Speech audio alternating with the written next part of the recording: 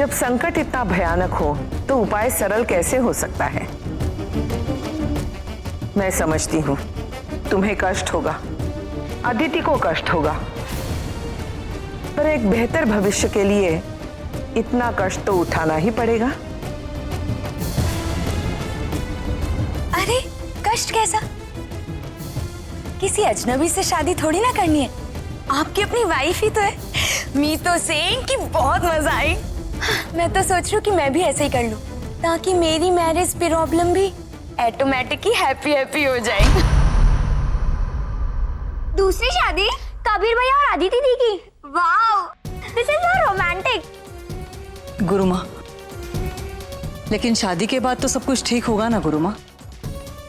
नहीं,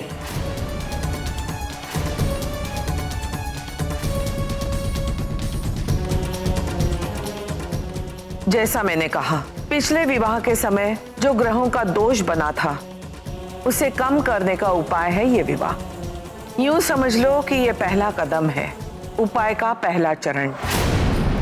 जिस प्रकार सांप का विष एक बार शरीर में फैल जाए तो उसके असर को धीरे धीरे काटा जाता है, ठीक उसी प्रकार ग्रहों के अमंगलकारी प्रभाव को धीरे धीरे परिवर्तित किया जाता है। अगले 7 दिनों में कई उतार चढ़ाव आएंगे अदिति के जीवन में। जिस तरह दिए की लौ बुझने से पहले सबसे ज्यादा फड़फड़ाती है, उसी तरह आने वाले कुछ दिन अदिति की कठोर परीक्षा लेंगे। लेकिन हमें पूरे धैर्य से काम लेना है, बहुत सतर्कता बरतनी होगी। मैं तुम्हें बताऊंगी हमारा अगला कदम क्या होगा। अब सारी चिंताएं मुझ पे छोड़ दो। नहीं, मैं ये शादी नहीं कर सकती।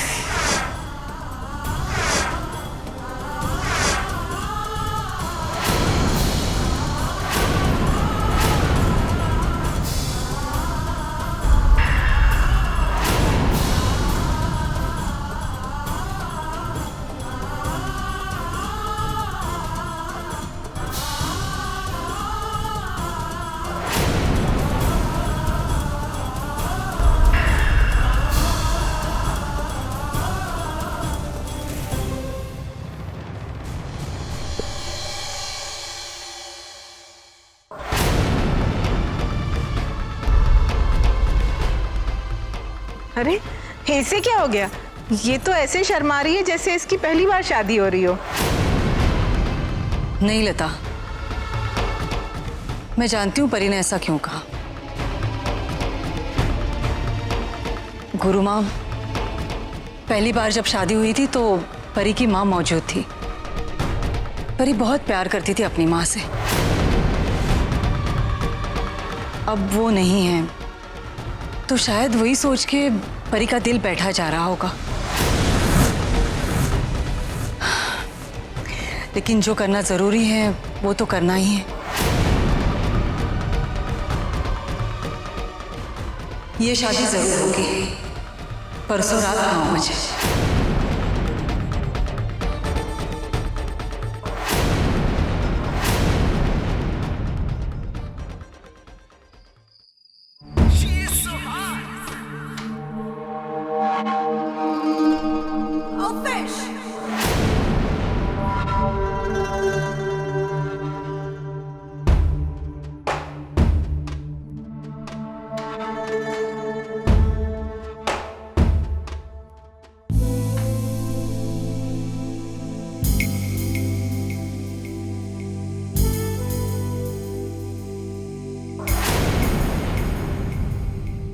रिलैक्स नेहा।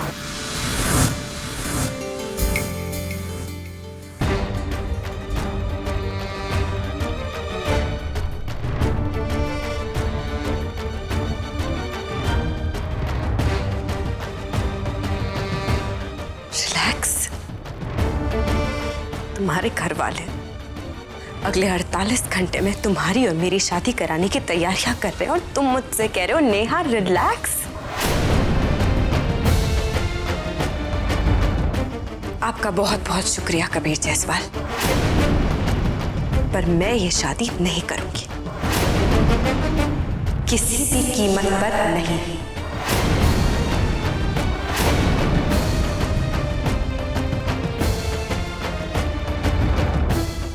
और एक बात ध्यान से सुन लो, आज रात को जब सब लोग सो चुके होंगे, मैं इस घर से चली जाऊंगी, हमेशा हमेशा के लिए। जो कर सकते हो करो।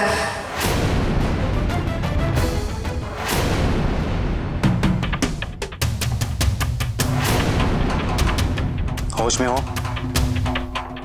तुम्हें क्या लगता है मैं तुमसे शादी करना चाहता हूं? नहीं नहीं, कोई और रास्ता निकालना है मुझे, और मैं निकाल कर ही रहूंगा।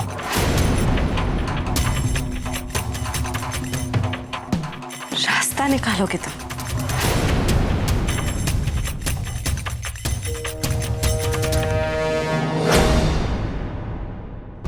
सिर्फ 48 घंटे बचे हैं हमारे पास। इतने कम वक्त में कौन सा रास्ता निकालोगे तुम?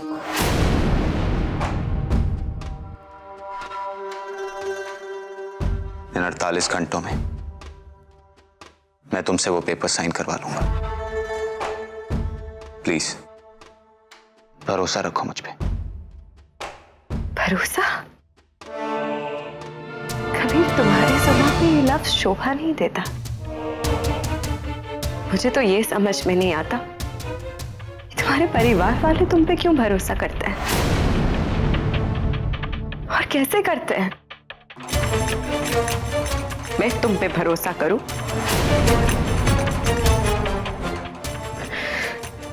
एक औरत जिसकी अभी हाथों की मेहंदी भी नहीं उतरी थी, उसकी मांग का सिंदूर मिटाने पे आ गए।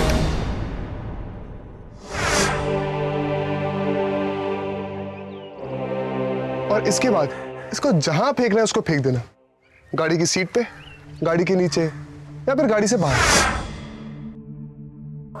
और मुझसे कह रहे हो कि मैं तुम पे भरोसा करूं?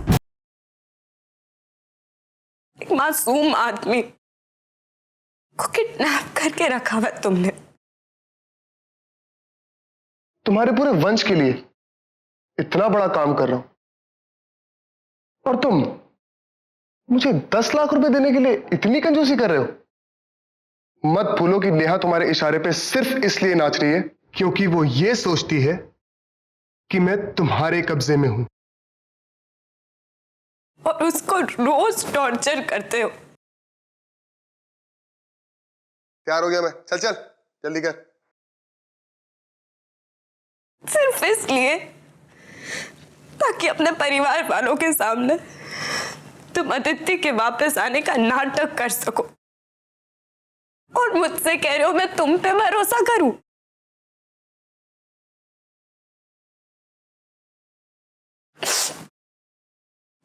छोड़ो इन सब लोगों की।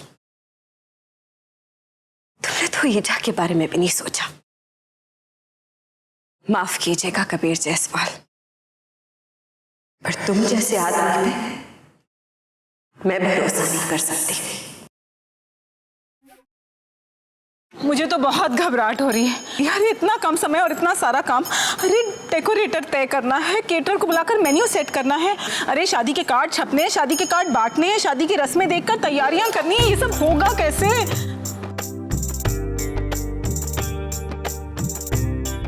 कैसे होगा? अगर तुम इस तरह घबराती रही ना तो 48 घंटे क्या 48 दिनों में भी नहीं होगा। मॉम यू जस्ट चिल, हम सब हैंडल कर लेंगे। बुआ आप सिर्फ इतना तय कर लीजिए किस किस को बुलाना है। हाँ। Guest list that's it. और किसी को भी किसी भी चीज की टेंशन लेने की कोई जरूरत नहीं है। मम्मी, ताजी और ताऊ जी की शादी में मेरे पापा आएंगे ना?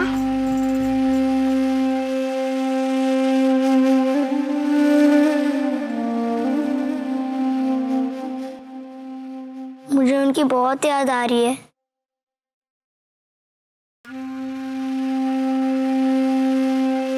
गट्टू, यहाँ आइए। जब आपके पापा आएंगे ना तो उन्हें हम घर में बंद करके रखेंगे ताकि वो वापस न जाए।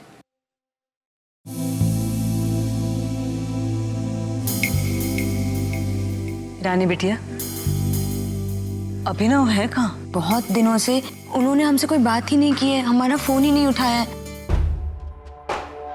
मैं चाहती हूँ कि हमारे परिवार से एक काला साया हट जाए। रानी बिटिया और गट्टू के चेहरे पर मुस्कान देखना चाहती हूँ मैं। कबीर और परी अपनी जिंदगी की नई शुरुआत करने जा रहे हैं, उसमें कोई भी कसर ना रहे, कोई रुकावट ना आए। इसलिए कल सुबह हम सब लोग कुलदेवी के मंदिर जाएंगे उनका आशीर्वाद लेने।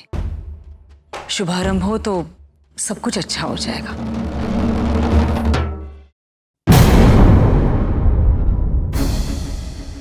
तुम्हारा हर इल्जाम सर आंखों पर लिया,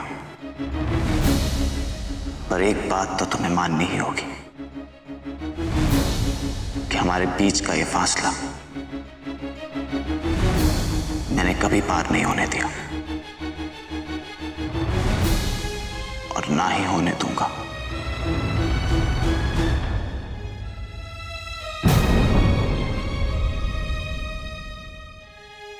प्लीज कल सुबह 9 बजे तक का इंतजार करो।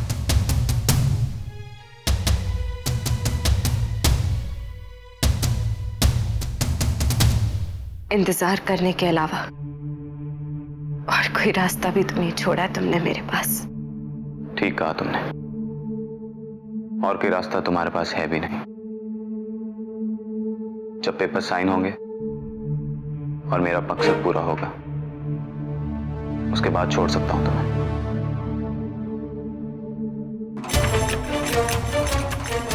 ऋषि के साथ।